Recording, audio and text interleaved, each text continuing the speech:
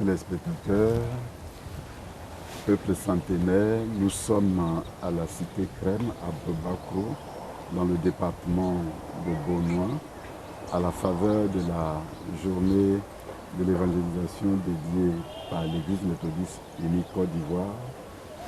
Nous sommes là pour parler de l'évangélisation, mais particulièrement, nous sommes là pour découvrir cette cité avec les personnes les mieux placées. Le révérend pasteur Zamblé Simon, qui est le premier responsable de l'évangélisation classique de l'Église méthodiste unie Côte d'Ivoire, et révérende Béké Béatrice, responsable en second de l'évangélisation classique de l'Église méthodiste unie. Avec eux, nous allons découvrir cette cité, voir l'historique, voir la vision, quel est son fonctionnement. Ensuite, on aura l'occasion d'attendre le message du jour autour du thème « Candidat à la vie éternelle, il te manque une chose » à partir de Marc chapitre 10, versets 17 à 27. Encore une fois de plus, peuple de Dieu, que la grâce de Dieu, que la bénédiction de Dieu soit avec vous, au nom du Père, au nom du Fils, au nom du Saint-Esprit. Amen. C'est pour moi un plaisir d'accueillir le premier responsable, comme nous l'avons dit tout à l'heure, le frère, le révérend pasteur Zamblé Simon. Ouais. Comment vous allez? Je vais bien, par la grâce du Seigneur, et nous bénissons Dieu qui nous donne cette santé-là. Une journée très importante dans la vie de l'Église. Oui, une journée très importante et plus qu'importante parce que l'Église, en tant qu'institution, a pour point focal l'évangélisation. Jésus-Christ l'a dit lui-même qu'il est venu d'abord pour sauver les âmes. Donc c'est peut-être la journée la plus importante de tout le programme de l'Église. Révérende Béké Béatrice, vous jouez un rôle très important avec le révérend pasteur Zamblé Simon. Bonne arrivée à vous aussi. Merci beaucoup. Je voudrais dire bonjour à tous ceux qui nous regardent ce matin. Soyez bénis. Comme l'a dit tout à l'heure le révérend Zamblé Simon, nous sommes à une journée vraiment très importante au niveau de la cellule d'évangélisation classique parce que cette journée est pour nous notre anniversaire. Parce que c'est l'évangélisation qui est notre leitmotiv, c'est l'évangélisation qui est notre passion. Et donc nous croyons que cette journée est tellement importante. Et le rôle que nous jouons aux côtés du révérend Zamblé Simon, c'est à deux, on peut toujours aller de l'avant. On va laisser au révérend pasteur Zamblé de présenter les deux qui sont derrière nous. Oui, exactement. Je voudrais dire que ce n'est qu'un échantillon de nos collaborateurs parce que la cellule elle-même, c'est une entité aux alentours de 60, 70 et quelquefois 90 personnes. Mais ici, il y a ma secrétaire, la secrétaire de la cellule d'évangélisation classique, la sœur Zélie Yvette. Voilà. Et l'un des organisateurs, le frère Onyumak. Yes, sir. Voilà. Et il a réagi comme il faut parce qu'il est toujours prêt à organiser.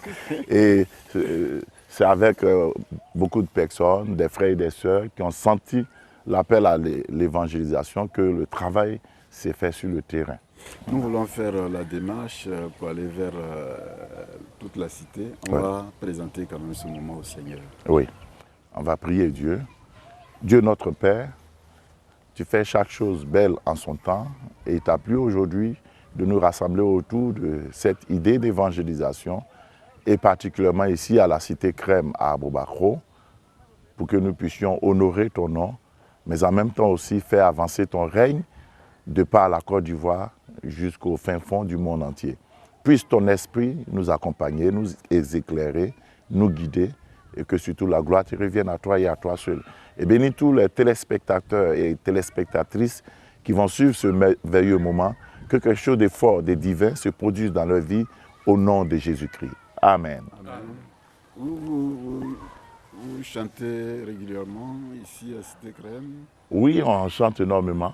En la matière, on a un groupe musical, un gospel classique, et puis on a aussi un chœur massif, parce que la louange, elle accompagne énormément l'évangélisation. En général, quand vous partez évangéliser, les premiers instants, ce sont des instants de louange.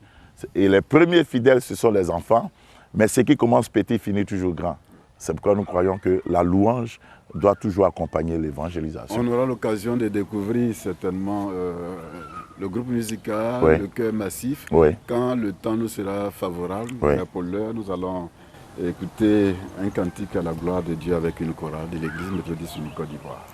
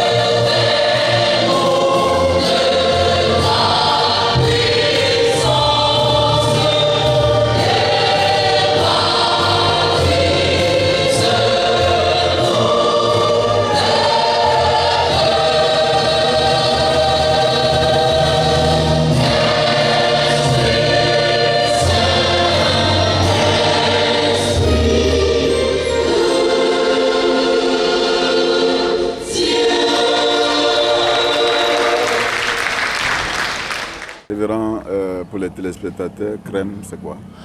Crème, si vous remarquez, c'est C-R-E-M. C pour cité, R pour restauration, E pour évangélisation, et puis M pour méthodiste. Pendant que nous pensions à donner un nom au quartier général de l'évangélisation, on a parcouru le texte de Genèse chapitre 19 où les 3 étrangers qui étaient des passages chez Abraham, Abraham les reçoit en plein midi et puis Abraham leur donne de la nourriture, du veau gras et tout ce qu'il faut. Et la Bible ajoute qu'il apporte la crème du lait à ces étrangers-là. Dès qu'ils ont mangé et qu'ils étaient rassasiés, en même temps, la prophétie qui a été donnée à Abraham depuis près de 24 ans a trouvé son accomplissement. Et dans l'idée, nous disons quoi? Que Crème, c'est la cité de restauration et d'évangélisation méthodiste. Là où on va penser l'évangélisation, on va forger aussi, on va former aussi ceux qui vont évangéliser et on va recueillir tous ceux qui ont besoin de restauration pour qu'à partir de ce lieu, ce qui avait été déclaré impossible par rapport à leur bonheur devienne possible. Et la crème, c'est la meilleure partie du lait et ainsi la meilleure partie de leur vie pourra se manifester. Voilà un peu. Vous avez ajouté un autre slogan. Oui, la cité du possible. La cité du possible. Parce que Jésus dit, celui qui croit, tout lui est possible. C'est pourquoi nous, on a ajouté la cité du possible. Nous marchons avec le Dieu le plus grand, le plus fort, le meilleur, le number one. Et nous disons qu'avec Dieu, tout est possible. Et si avec Dieu, tout est possible, si nous croyons aussi que tout est possible, on n'est qu'à la cité du possible. Exactement, nous allons visiter cette cité, mais pendant que nous sommes en train de visiter la cité, certainement nous allons voir l'historique. Ok. Eh bien, au moment où nous sommes en train d'aller pour la visite de la cité, est-ce qu'on peut aller à l'historique de cette cité? Oui, exactement. D'abord, la première chose, c'est que au niveau de l'église méthodiste unie Côte d'Ivoire, le département d'évangélisation, et puis dans ce département-là, anciennement au temps du très révérend pasteur Sachou Marcel, qui était le premier responsable, il y avait 3 entités. Que nous saluons. Oui, maintenant, en Centrafrique. En Centrafrique, les missionnaires Oui. de l'église méthodiste unie. Exactement. Voilà. Papa, sois salué au nom de Jésus. Alors donc, les 3 entités étaient la mission, l'évangélisation et puis le mouvement de réveil. Et le pasteur Sachou cherchait une équipe qui va piloter l'évangélisation. Lorsqu'on l'a croisé par l'entremise du très révérend Isaac Baudier, Et puis, on nous a confié la cellule d'évangélisation classique en 2006. Et selon le cahier des charges qui nous a été confié, il fallait faire de l'évangélisation avec des grands axes. Premièrement, nous-mêmes évangéliser. Deuxièmement, former les membres de l'Église méthodiste à l'effort d'évangélisation. Troisièmement, ouvrir de nouveaux lieux de culte. Quatrièmement, mobiliser pour que, vous savez, l'évangélisation coûte extrêmement cher. Donc, il fallait mobiliser les moyens, mobiliser le matériel et le potentiel humain. Parce que dans notre Église, et ça c'est ma conviction, on a beaucoup de personnes qui sentent le fardeau de l'évangélisation. Donc, il faut pouvoir les rassembler. C'est à cela qu'on a commencé d'abord par un travail de court terme qui consistait d'abord à faire connaître la structure dans les églises locales et ensuite sortir des églises locales et puis par la suite aller de l'avant. C'est dans ce sens-là qu'on a commencé les campagnes d'évangélisation. À Koumassi, je crois. Après Port-Boué, après Exode. Et puis petit à petit, on est parti. Et à cette époque-là, c'était vraiment très difficile. Hein. C'est encore difficile, mais c'était vraiment très difficile. Mais avec la foi des uns et des autres, avec les encouragements de nos leaders, les responsables de l'Église, et avec le soutien de beaucoup d'églises et des fidèles et des classes méthodistes. Quelquefois, c'était des personnes aussi qui n'étaient pas méthodistes. Hein. Dieu, petit à petit, nous a conduits. Et pendant que nous travaillions, nous nous sommes dit, on était à Yopougon au départ, mais comment faire pour qu'une structure telle que celle-là, dans une église aussi importante que la nôtre, soit respectée et respectable. Donc, il fallait un quartier général. C'est alors qu'est venue l'idée de Crème, acheter un espace où on va bâtir quelque chose qui pourra permettre aux gens de faire des retraites spirituelles, mais aussi surtout former les évangélistes et puis petit à petit voir un grand travail d'évangélisation comme c'est fait dans les pays occidentaux. Voilà un peu comment la chose est venue. Je voudrais ajouter que quand nous avions commencé les campagnes dans les villages, nous avons aussi remarqué qu'il y a certaines personnes qui ont les talents, qui ont les dons, mais qui n'ont personne pour les accompagner à apprendre à mieux se perfectionner. Et nous croyons que Crème est un cadre pour rassembler toutes ces personnes-là. Parce qu'aujourd'hui, par là, l'école pastorale, il faut avoir un niveau bac. Oui. Et il y a des personnes qui n'ont pas le niveau bac, mais qui ont les talents, qui ont les dons. Et ces personnes-là, nous pouvons les récupérer, leur donner la formation aux techniques d'évangélisation pour vraiment booster le travail à l'intérieur du pays. C'est vrai qu'aujourd'hui, on voit que tout le monde aspire à être pasteur au niveau de l'église méthodiste, mais il y a beaucoup de talents cachés qu'on peut exploiter à travers, comment on appelle, tout ce que le Seigneur a mis en nous. Et donc, ces personnes-là qui n'ont pas le niveau d'aller à l'école pastorale peuvent venir ici à la Cité Crème, se faire former aux techniques d'évaluation. Et c'est ce que nous faisons. Aujourd'hui, en notre sein, nous avons des personnes qui ont le niveau 3e. Il y en a qui n'ont jamais mis les pieds à l'école, mais qui, avec l'amour de Dieu dans leur cœur et la chose de Dieu, le poids de l'évangélisation, sont formés aux techniques de l'évangélisation. Voilà. L'idée aussi est venue de là. Parce que quand nous allons dans les villages et que ces personnes nous voient pendant une semaine en train de faire l'activité, après l'activité pleure. Parce qu'on les abandonne et on vient sur Abidjan. On ne les abandonne pas, on les laisse et on vient. C'est la même chose, c'est la même chose puisqu'ils ne nous suivent pas. Et donc, ces personnes aujourd'hui ont la possibilité de nous retrouver ici pour apprendre aux techniques d'évangélisation. Un souvenir, vous commencez, vous étiez... Ah ouais. Oui, c'est une histoire passionnante parce que quand nous avons décidé de pouvoir trouver un espace, à l'époque c'était la révérende Pierrette Begré qui était notre directrice, et puis poussée par l'Esprit de Dieu. On peut la saluer. Oui, nous te saluons maman. Oui, parce que ce sont des pionnières, des personnes pionnières que Dieu a fortement utilisées dans la discrétion. Donc c'est elle qui nous a dit, à l'époque on était encore des laïcs, elle nous a dit, du côté d'Abobakro, il y a de l'espace qui est mis en vente. Et puis avec le soutien des feux, Mme Anderson, qui était sous-préfet dans la zone de Beaunois, on est venu voir le terrain. Tout ici, l'espace était vraiment de la broussaille. C'était de la broussaille, il n'y avait pas de maison, il n'y avait pas de route, il n'y avait pas d'électricité, il n'y avait rien de rien de rien. C'était tel que, je pourrais le dire, quand Dieu a créé le ciel et la terre. Et on a commencé d'abord par acheter, je crois, 4 lots. On allait faire une campagne d'évangélisation à l'époque à Bongouanou, une autre campagne, grande campagne. Et on a eu en matière d'offrande aux alentours de, je crois, 1 million, quelque chose comme ça. On est venu, on a acheté encore des lots. On en a pris aussi à crédit. On a acheté encore jusqu'à ce qu'on atteigne le chiffre de 16 lots. Et puis les villageois nous ont dit non, parce qu'on était tout petits, ils nous ont dit vous n'êtes pas clair, on ne sait pas ce que vous allez faire. Et puis bon, on s'est arrêté à ces 16 lots, plus un que le pasteur Pierrette nous a donné, et l'ancien PL national aussi, M. Aka, Emmanuel, que nous saluons au passage. Et nous-mêmes, nos membres n'étaient pas convaincus de la vision. Et un samedi, je leur ai dit, ben, écoutez les amis, on va aller sur notre terrain, où on sera, où on va construire une cité. Et quand on est venu ici le samedi, il n'y a pas de route, il y avait des insectes, des serpents. Ben, il y en a qui m'ont maudit dans leur cœur samedi. Et comme dans un élan de folie, mais vous savez qu'il y a une dimension de la folie qu'on appelle la foi. Je leur ai dit, prenez des photos parce que ce que vous voyez ici, ça va changer d'ici quelques temps. Que vous allez venir ici, vous allez voir une cité qui sera bâtie où il y aura un espace qu'on va appeler la cité des évangélistes, et puis le complexe hôtelier, et puis par la suite un amphithéâtre de 2000 à 3000 places. Il y en a qui ont dit, mais le gars là, il rêve. Mais petit à petit, Dieu a montré sa chose. N'est-ce pas que véritablement, si vous êtes fidèle dans les petites choses, Dieu vous conduit toujours dans les grandes. Pendant qu'on avance, vous certainement aller au premier cadre qui vous a servi de faire l'évangélisation, commencer la cité. Est-ce qu'on peut connaître le fonctionnement de la cité? Oui. Au niveau du fonctionnement de la cité n'est qu'un petit noyau dans tout le programme d'évangélisation que nous faisons. Comme on l'a dit tantôt, c'est notre quartier général. C'est là qu'on réfléchit, c'est là qu'on se forme nous-mêmes, c'est là qu'on passe des temps dans le jeûne et prière avant de sortir, c'est là qu'on met les stratégies.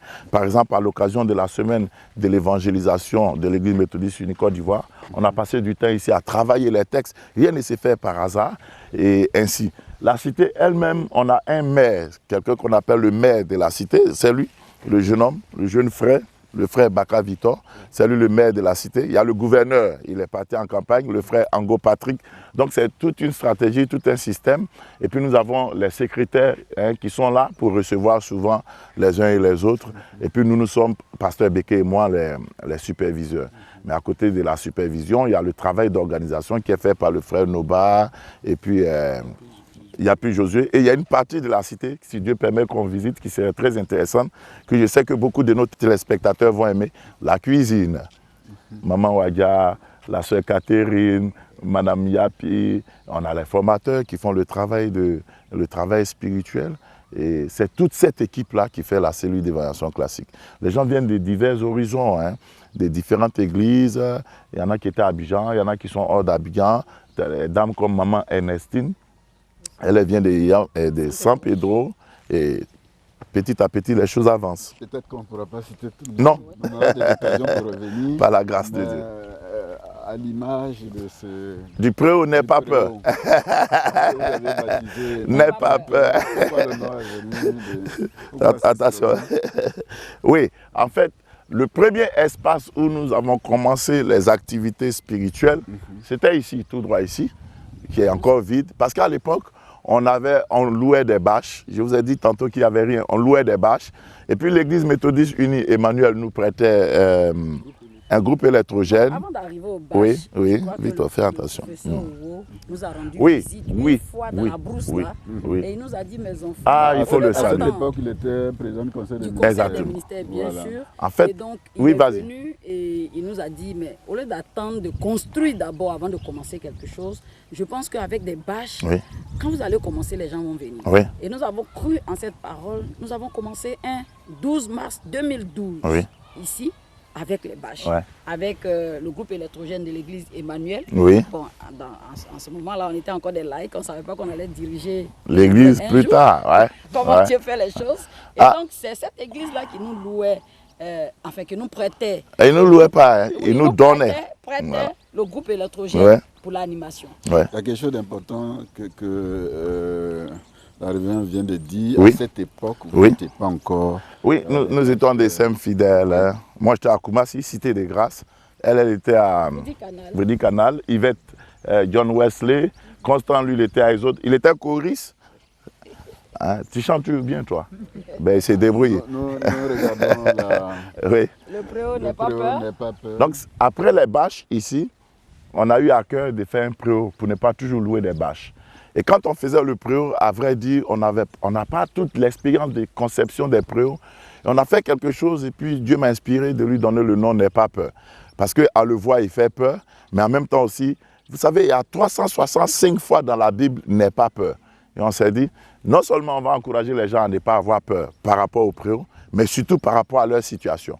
Et c'est là qu'on a fait beaucoup d'activités. Dieu a fait des miracles, des gens ont été guéris, des paralytiques, des gens de toutes sortes de maladies, des gens qu'on n'espérait plus être vivants. Et puis on a partagé la parole de Dieu. Et ça a été l'un des grands endroits où beaucoup de choses se sont produites. Et puis après ce préau-là, à l'occasion d'une grande campagne qu'on organisait, ceci était un défi. On a dit, il faut qu'on fasse le grand préau. Le préau, tout est possible. Mais avant le préau, tout est possible, on avait commencé déjà à construire aussi les bâtiments étape par étape. Mais le tout premier bâtiment qu'on a construit, c'est celui qui est tout à fait en haut là-bas. C'est ce bâtiment-là qui nous a énormément aidés. Parce que c'est là-bas qu'on gardait toutes choses. Quand on vient, quand il pleut, je vous assure qu'il y a eu des moments où on était ici la nuit, la pluie nous chicotait, avec toutes sortes de dangers, mais avec la foi. Et nous disons aux gens, la foi, c'est de prendre des risques pour la gloire de Dieu, pour la gloire de Dieu. Avec la foi, vous pouvez braver tous les obstacles, humains ou naturels. Et on a commencé un peu aujourd'hui, il y a ce qu'on voit. On peut faire encore une pause pour écouter un cantique à la gloire de Dieu, parce que ce que nous voyons à partir d'ici, et qu'on regarde ici, il y a tout un changement. Ouais. On ne peut que bénir le Seigneur. On va demander à la chorale de nous donner l'occasion de danser à la gloire de Dieu.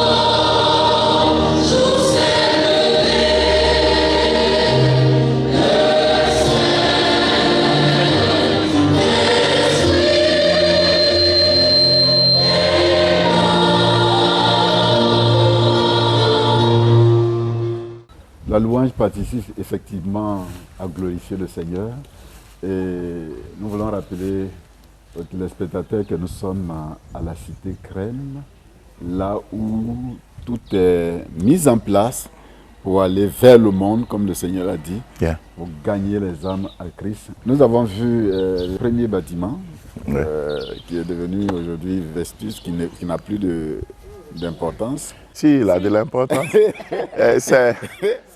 On va visiter certainement les premiers bâtiments. Le tout premier bâtiment aujourd'hui, il est la résidence des organisateurs.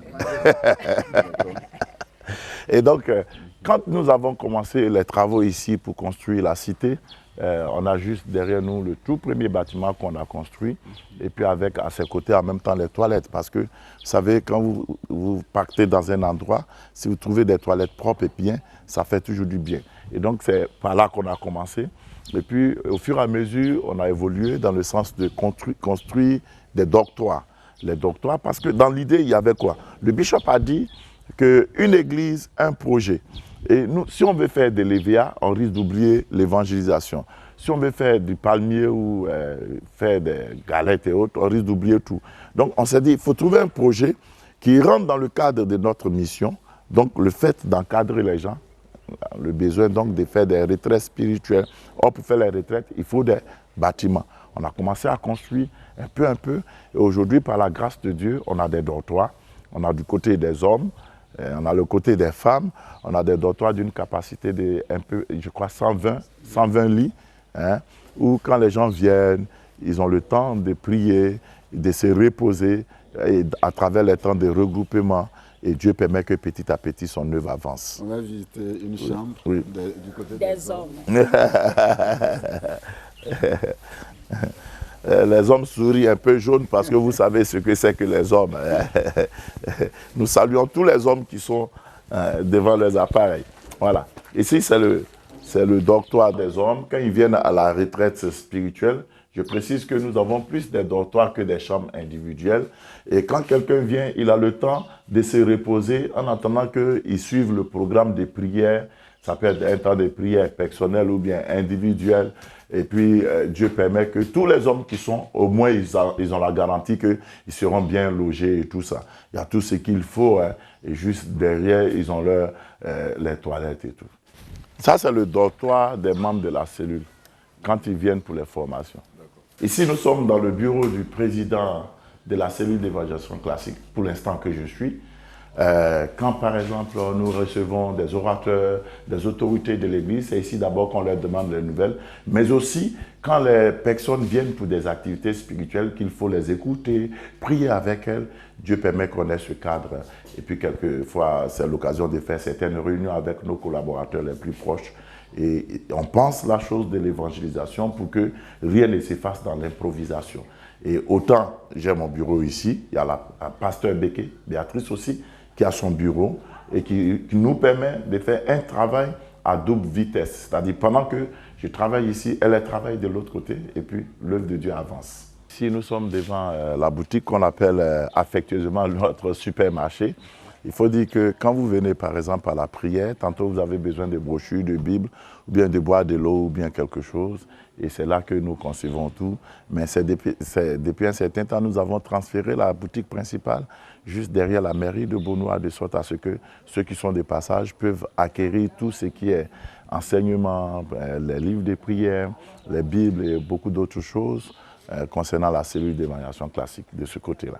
Avant d'aller à la cuisine, oui. Il y a une préparation qui est faite ici. Oui, exactement. Par exemple, quand il y a les grandes manifestations, il faut bien concevoir et préparer tout ce qu'on va vendre pour que celui qui vient prier à la fin il puisse manger quelque chose pour ne pas tomber en chemin parce qu'il manque de force. Et c'est ici, dans ce cadre-là, qu'on fait un peu de tout. Voilà. Parce que l'évangélisation, ce n'est pas seulement apporter la parole de Dieu, mais Jésus a dit en plus, donnez-leur vous-même à manger. Voilà. C'est d'ailleurs le thème de cette année. Exactement.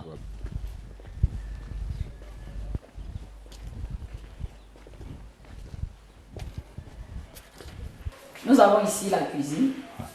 Donc quand tu viens à la retraite, tu as besoin de manger. C'est ici que se fait tous les repas par les sœurs de la cellule. Donc je voudrais dire à quelqu'un qui vient à la retraite. Le four, oui, tout ce qu'il faut pour faire un bon repas. Et puis ici il y a les ustensiles. Et en fait ici c'est le magasin qui sert à garder tout ce qu'il y a, et assiettes et beaucoup d'autres choses. Voilà. Voilà. Et on a songé à côté de tout ce qui est en train d'être fait, puisque les sœurs qui font la cuisine doivent suivre les prières. On a mis un appareil là, de sorte que les prières qui sont faites de l'autre côté, elles peuvent suivre tranquillement. Et puis il y a juste derrière, elles-mêmes leur dortoir, une chambre-salon, pour que quand elles finissent de faire la cuisine, quelquefois un peu tardivement, elles ont le temps de se débarbouiller, de se reposer. Parce que nous tenons à ce que tout ce qui est fait doit être fait dans la propriété et puis dans l'harmonie de la pensée de l'évangélisation. Parce que quand vous travaillez pour Dieu, ce n'est pas seulement la prédication qui doit être évangélisation, mais il y a le comportement, il y a le cadre de vie dans lequel vous êtes. Alors donc, on a veillé et nous voulons encore une fois dire merci à la pasteur Pierrette Begré parce que cet espace-ci, c'est elle qui nous l'a offert. Voilà, nous avons ici le grand entrepôt qui est au sous-sol du préau, tout est possible. C'est là que nous gardons tout le matériel. Vous voyez souvent, pendant qu'on fait les évangélisations, on fait les offrandes, on fait sémence de vie, les gens nous apportent des dons. Et on s'est dit, vous ne pouvez pas être une structure nationale et puis ne pas avoir le minimum. Par exemple, aller faire une campagne d'évangélisation dans une grande ville, ça vous demande beaucoup de logistique. À l'occasion, on a pu acquérir des chaises aux alentours de 1000 à 1200 chaises. Le grand podium de la cellule que vous voyez quelquefois pendant les campagnes d'évangélisation, c'est un 10 mètres sur 8, je crois. On a les lumières que nous-mêmes nous avons confectionnées pour que quand on part en évangélisation, ça nous aide. Et tout à l'heure à la cuisine, vous avez vu les marmites. Les marmites, c'est pour que quand on sort pour aller évangéliser, on a le matériel qu'il faut pendant que les autres font les porte-à-porte, les plein air, les prédications. Tout est mis en œuvre pour que l'évangélisation se passe bien. Ici, c'est important. Ouais. L'impression que ça donne comme si vous avez suffisamment de moyens. Ah non, parce qu'effectivement, on a voulu d'abord que les gens se rendent compte que de tout ce qu'ils engagent comme matériel, comme moyen financier, la chose n'est point dilapidée, elle est investie pour que l'évangélisation avance. Et la deuxième chose, c'est de remarquer, vous allez remarquer que le matériel, il est un peu vétuste, hein, et vous allez voir qu'effectivement, on a encore besoin de beaucoup de choses. Et un travail d'évangélisation aussi efficace que l'on voit sous d'autres cieux en Occident. Moi, je crois qu'on a le même Dieu, on peut le faire. Si les uns et les autres comprennent que l'évangélisation, ce n'est pas seulement celui qui porte la parole. N'est-ce pas que le bishop a dit l'évangélisation aussi par les actes et par les œuvres. On a encore besoin de personnes qui peuvent nous aider pour pouvoir acquérir d'autres chaises. Pourquoi pas? Que vous regardez le peuple de Dieu, oui. les téléspectateurs, oui. pour lancer cet appel. Oui. Qui me semble être indispensable. Exactement. Et l'appel que nous voulons lancer, tout ce que vous voyez, c'est pratiquement 5 pains et puis 2 poissons. On a besoin que cela se multiplie, on a besoin de moyens, on a besoin de pouvoir acquérir de nouveaux matériels, par exemple des chaises, le matériel par exemple pour pouvoir enregistrer ce qui est fait, pour pouvoir confectionner les enseignements de sorte que quelqu'un qui a des passages, qui vient de l'Europe ou bien des États-Unis, peut avoir un support pour aller écouter la prédication qui est faite ici. Et puis beaucoup d'autres choses, certainement que le pasteur va dire aussi. Bon, la sonorisation est un élément tellement important dans l'évangélisation. Ouais. Parce qu'aujourd'hui, vous voyez qu'on était jeunes hier, aujourd'hui nous aussi on est en train de prendre de l'âge. Et pour prêcher, pour que la voix puisse aller de l'avant, il faut une bonne sonorisation. Ouais. Ce que nous avons est vieillissant. On a besoin de renouveler la sonorisation. Aujourd'hui, nous sommes à Sikansi pour la campagne d'évangélisation, cette année en 2019.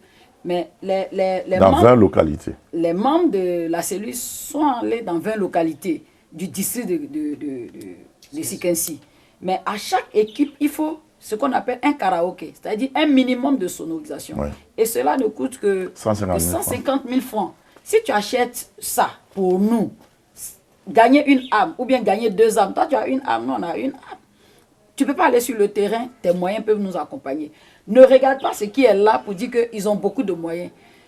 Nous pouvons dire que Dieu fait grâce. Si aujourd'hui nous sommes ici, un lieu qui était une broussaille, aujourd'hui nous avons des dortoirs, mais c'est parce que ce que les uns et les autres apportent, nous le mettons en valeur. Ouais. Quelqu'un va dire, mais ils s'habillent bien, ils ont de grosses voitures. Mais on aurait pu payer plus de grosses voitures si on n'avait pas bâti ces bâtiments.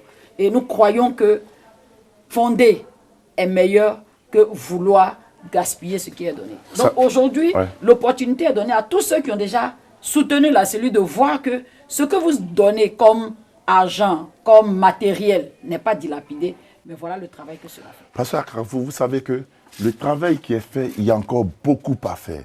Nos villages, nos campagnes, les villes de l'intérieur.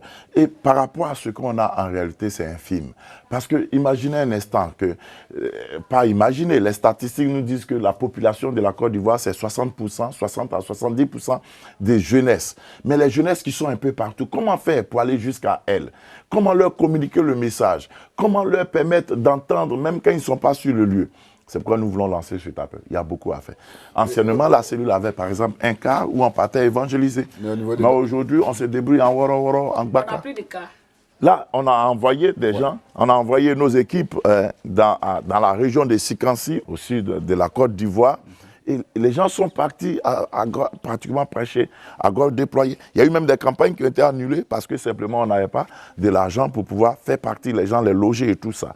Mais nous disons que il y a un homme ou il y a une femme qui nous suit, qui est peut-être sensible à la chose de Dieu, qui n'est peut-être pas méthodiste, ou bien qui sent que lui, en tant que méthodiste, il y a quelque chose que Dieu veut qu'il fasse. C'est ensemble qu'on peut gagner cette nation à Jésus. Nous commençons quelque chose. Il y a une femme qui peut dire, ben écoutez, de tout ce que j'ai pu faire, qu'est-ce que j'ai fait pour investir pour le royaume de Dieu, pour que la nation soit transformée. Mieux l'évangile est prêché, plus les cœurs sont transformés et la vie devient encore plus belle. On a fini la construction de la cité? Non, ce n'est pas encore fini. Tout ce qu'on vous a présenté n'est que un tiers de ce qui doit être réalisé. Normalement, il y a le complexe hôtelier qui doit être réalisé. C'est 2 immeubles de 4 niveaux. C'est une affaire autour de 600, 700 millions. Il y en a qui pourraient dire que c'est assez d'argent. Mais moi, j'ai été dans certaines nations, j'ai vu un seul individu qui a construit un immeuble de près de 70 étages. Un individu. Nous sommes une communauté. Quelque chose peut être fait. Tout dépend de l'amour que vous avez pour Dieu. De votre amour dépend de ce que vous donnez pour le Seigneur. Et on attend que tout le monde puisse s'engager. Il y en a qui pensaient aussi que ce qu'on disait était un rêve. Vous pouvez voir aujourd'hui de vos propres yeux, grâce à la RTI, que tout ce qu'on vous a annoncé, on l'a fait. Comme pour vous dire que par la grâce de Dieu, nous faisons l'effort pour que la Côte d'Ivoire soit gagnée à Jésus. Parce que la finalité de tout ce que vous voyez, c'est le salut des âmes. Communiquer l'évangile, c'est aussi le projet d'une radio, d'une télévision. Exactement, exactement. Oui. Et parce que dans ce travail d'évangélisation, ici nous sommes à Bobakro, dans une zone rurale, tout aux alentours de nous, rares sont les églises et rares sont les chrétiens. Et on a réfléchi, on a dit, d'abord commencer par une radio communautaire, ça va aider les gens. Parce que, vous savez, de plus en plus à la Cité Crème, ce n'est pas seulement des chrétiens qui viennent, j'en connais qui se cachent. On a reçu plusieurs épouses de marabouts, des féticheurs qui disent « on a tout essayé, ça ne va pas, on vient à la cité du possible ». Dieu les guérit. Et on a vu que même si eux ne peuvent pas venir toujours ici, si on a une radio qui nous permet de mettre aux alentours, ça peut sauver des âmes, ça peut transformer la jeunesse, ça peut apporter un peu plus d'espoir à des familles. Et dans ce sens-là, nous sommes dit, voyons l'embryon. Voilà, il faut faire un complexe audiovisuel où on pourrait faire une radio, où on pourrait faire une télévision, pour que même nos enfants méthodistes qui ne sont plus en Côte d'Ivoire, de loin, ils peuvent rester connectés à notre église, qui est une grande église. Comme nous le disions aujourd'hui, pour communiquer l'évangile, il faut trouver des idées, il faut trouver des stratégies. Et par la grâce de Dieu, on s'est dit, il faut plus tard penser à un projet de radio. Et petit à petit, on a commencé à s'organiser. Et ici, nous sommes dans un espace qu'on a appelé la salle Maman Akbès. C'est une pionnière de la série d'évaluation classique.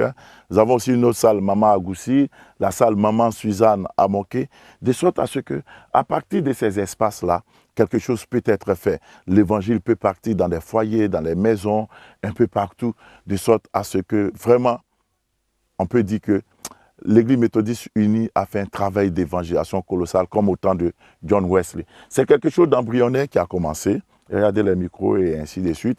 Il y a encore beaucoup de besoins. Et nous prions chaque jour et chaque nuit pour que Dieu suscite des hommes, Dieu suscite des femmes.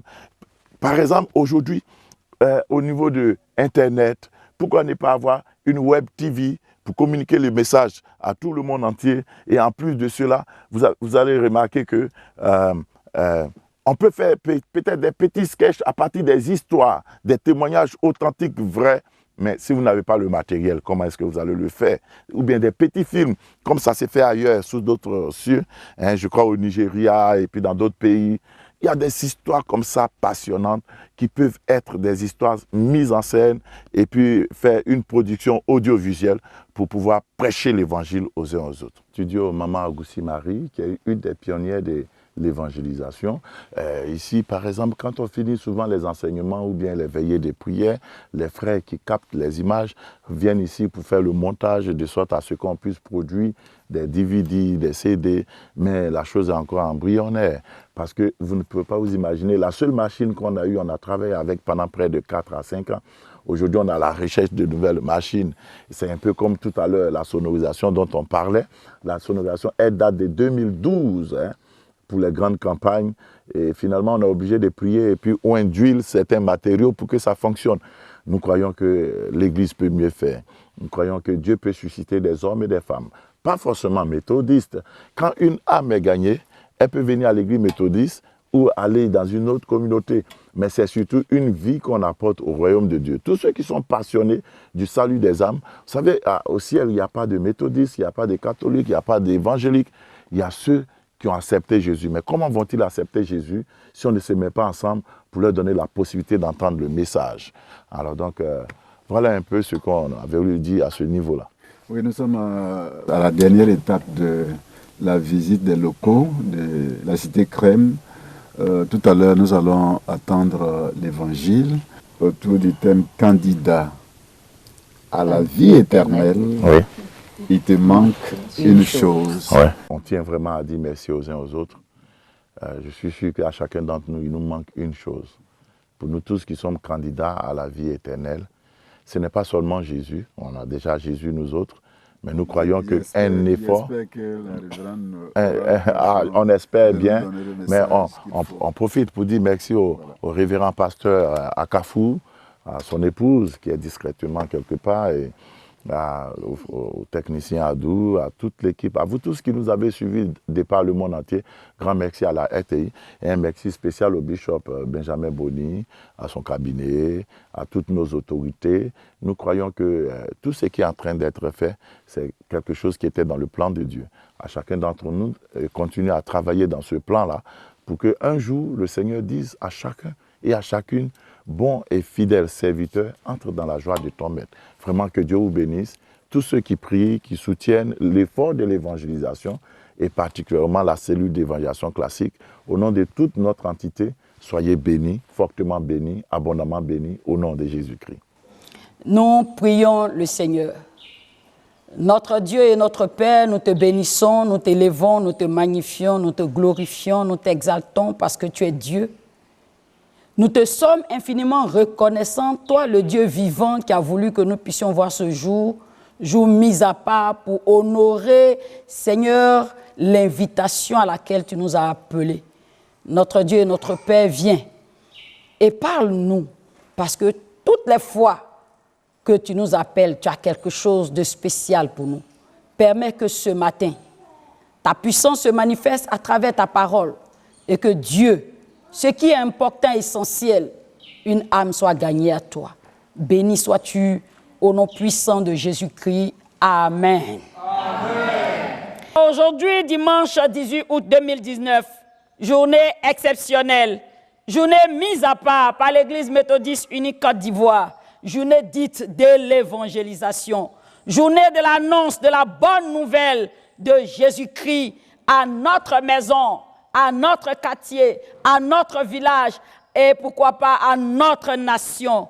En cette journée, que chacun qui m'attend ou qui m'écoute ce matin dise à une seule personne: Jésus t'aime, Jésus est mort pour toi, Jésus t'accorde la vie éternelle.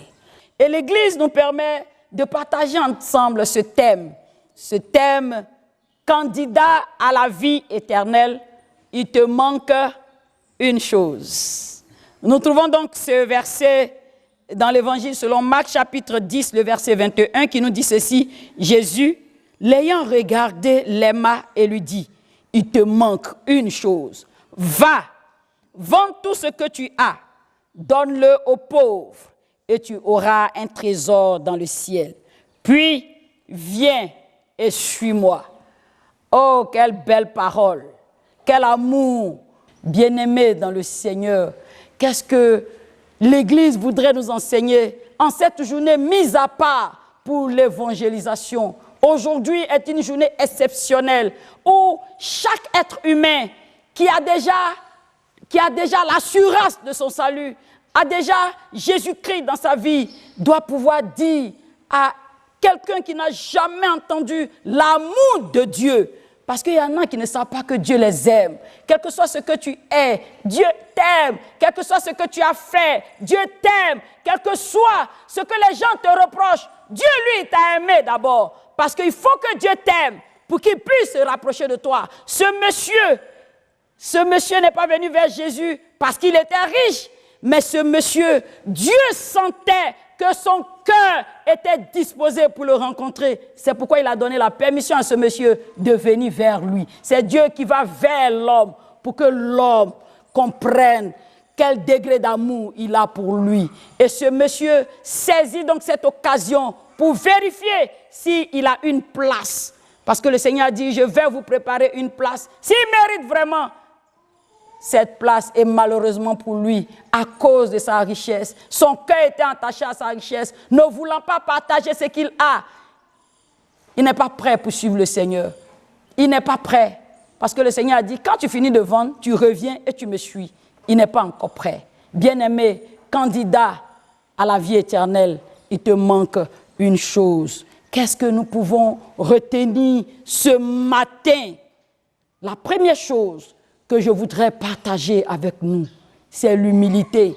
Quelqu'un me dirait que, mais ce riche a couru et s'est jeté aux pieds de Jésus. C'est pas ça l'humilité. C'est vrai qu'il s'est jeté aux pieds de Jésus. Mais ici, ce que je voudrais ressortir, c'est que la chose qui lui manque, c'est en réalité l'amour de Dieu, l'amour de Jésus et Jésus lui-même. Reconnaître humblement qu'il te manque une chose. C'est ça l'humilité. Il faut reconnaître qu'il te manque une chose. Quelle que soit ta richesse, quel que soit ce que tu as, tu dois reconnaître qu'il y a quelque chose qui est vide en toi et que tu as besoin de combler. Il y a des gens, parce qu'ils sont riches, ils se suffisent. La satisfaction de soi, couplée avec l'amour de l'argent, bien-aimé, conduit hors du royaume des cieux.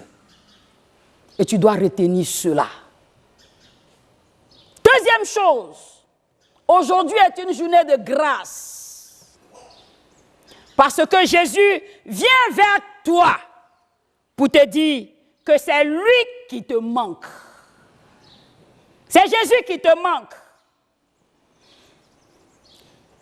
Frères et sœurs, il n'y a de salut en aucun autre. Le nom qui a été donné au-dessus de tout nom, c'est Jésus de Nazareth. Et Dieu ne fait exception de personne. Quelle que soit la couleur de ta peau, quelle que soit ta richesse, Jésus t'a aimé le premier. Et ce matin, il m'envoie pour te dire que cette journée est une journée qu'il a réservée pour que tu fasses la rencontre personnelle. Hormis tes biens ne peuvent pas te conduire au ciel. Tes biens ne peuvent pas te conduire au ciel. Ce monsieur était rassuré, comme certaines personnes que nous rencontrons souvent. Non, moi, je n'ai pas besoin d'aller à l'église. Moi, j'aime tout le monde. Je ne fais pas de mal à quelqu'un. Je n'ai jamais insulté quelqu'un. Je respecte tout le monde. Et d'ailleurs, mon argent, je partage à qui je veux. Je suis venu te dire que ça ne suffit pas pour que tu aies accès au royaume des cieux. Ce qui te manque, c'est Jésus-Christ. Et tu as besoin de Jésus ce matin. Amen. Jésus est prêt. Il est prêt. Il dit, je ne mettrai pas dehors celui qui vient à moi. Comme pourrait le dire Ézéchiel, il dit, si le méchant revient de sa méchanceté et qu'il pratique la droiture et la justice, il vivra à cause de cela. Bien-aimé, quel que soit ce que tu as fait, si tu reviens à Jésus, et c'est la particularité de Jésus qui est intéressante, quel que soit ce que tu as fait, même si tu as tué l'homme, tu as volé, tu as menti, tu as commis l'adultère. Si aujourd'hui même, tu décides de renoncer à ces choses, Jésus ouvre grandement ses bras et il t'attend. Je ne veux pas que tu fasses comme ce riche qui, en attendant qu'il avait besoin de Jésus, est rentré chez lui tout triste. Jésus aurait bien voulu qu'il puisse s'agenouiller. C'est ça qu'on devait voir en lui, l'humilité. S'agenouiller pour dire c'est vrai, je ferai l'effort d'aller. Et avec le Saint-Esprit, cet effort va se transformer en une réalité. Amen. Alléluia. Amen. Alléluia. Amen. Tu es candidat à la vie éternelle. Bien-aimé, il y a tellement de candidats, mais plusieurs échouent, comme ce jeune homme qui vient d'échouer au test qui lui a été présenté. Mais Dieu ne veut pas que toi tu échoues. Dieu veut que toi tu puisses avoir accès, tu sois admis au royaume des cieux. Il ne te demande qu'une petite chose, de te comporter comme un enfant. L'humilité, une confiance totale, dépend totalement de Dieu. Ne dépend pas de tes biens, ne dépend pas de ton argent. Moi, je n'ai jamais vu un cercueil dans lequel on met un être humain, on met une voiture, on met une grosse maison. Je n'ai jamais vu ça. Tout ce que tu cherches sur la terre, tu n'iras nulle part avec cela. D'ailleurs, ceux qui n'ont pas souffert à ta mort, c'est eux qui vont prendre. Ils seront au cimetière sur ta tombe. Ils vont t'insulter, ils vont pisser sur ta tombe là. Et puis, ils vont aller s'asseoir dans ta grosse maison que tu as lutté pour construire. Toi, tu t'en vas tout nu. Frère, ce que tu cherches n'a pas de valeur. Ce qui a de la valeur, c'est la place que Jésus allait te préparer au ciel. Et il est important que tu puisses occuper cette place. Alléluia. Amen. Dernière chose que je voudrais toucher ce matin, c'est, bien-aimés, pour nous qui avons déjà Jésus, ou bien pour nous qui sommes déjà admis à cette candidature du ciel, ce que je voudrais dire simplement, c'est que nous avons besoin d'aider ceux qui sont dehors. C'est pourquoi aujourd'hui nous sommes à Crème. Quand tu reçois Jésus, c'est pour que tu sois un canal pour que ton frère et ta soeur viennent à Jésus. Mais tu es le seul converti dans la famille et tes frères sont obligés d'être dans la sorcellerie pour t'attaquer. Tu ne sais pas ça? Quand tu as Jésus, partage Jésus avec ceux qui sont autour de toi. Oh, je vois cette belle image de l'apprenti de Gbaka. L'apprenti de Gbaka, vous savez ce qu'il fait? Il cherche des passagers. Quand le Gbaka passe, il prend un passager à un endroit. Il veut que son Gbaka soit plein. Même si le passager est hors de la route, il sort de la route, il s'en va le chercher pour venir dans le Gbaka. Même si le Gbaka est plein, qu'il reste une place, il fait tout. Il s'en fout de ceux qui sont déjà à l'intérieur, parce qu'il sait que ceux-là, ils sont déjà dedans. Il a besoin de celui qui doit venir combler le vide. Alléluia. Mes frères, nous avons besoin de sortir de nos églises, de sortir de nos maisons. Nous sommes trop spirituels. On est trop sanctifiés. Ça suffit. Il y a nos frères qui ne connaissent pas le Seigneur, qui n'ont jamais vu que Dieu les aime. Ils pleurent chaque jour sur les lits. Ils pensent qu'à cause de ce qu'ils ont fait, Dieu les a oubliés, Dieu les a abandonnés. Non! Jésus-Christ a donné sa vie à la croix pour que quiconque croit en lui ait la vie éternelle. On ne paye rien, ces cadeaux. Et c'est nous qui sommes déjà admis dans ce royaume qui devons nous lever pour aller les chercher comme l'apprenti de Gbaka. Bien-aimés dans le Seigneur, aujourd'hui, c'est la journée de l'évangélisation. Mon cri de cœur, c'est que cela soit une passion pour toi. Aujourd'hui, tu n'arrives plus à aller dans ton village sous prétexte que tes parents sont sorciers ou sorcières. Mais si tu vas leur annoncer Jésus, l'esprit de sorcellerie va les quitter et votre village sera gagné à Dieu. Et vous aurez la vie. Vous n'avez plus besoin de souffrir parce que Dieu sera avec vous. Dieu vous aime. Dieu aime chacun d'entre nous. Si Dieu t'a aimé, il aime aussi ton frère. Amen. Et c'est pas toi que ton frère viendra à Dieu. Que Dieu nous bénisse.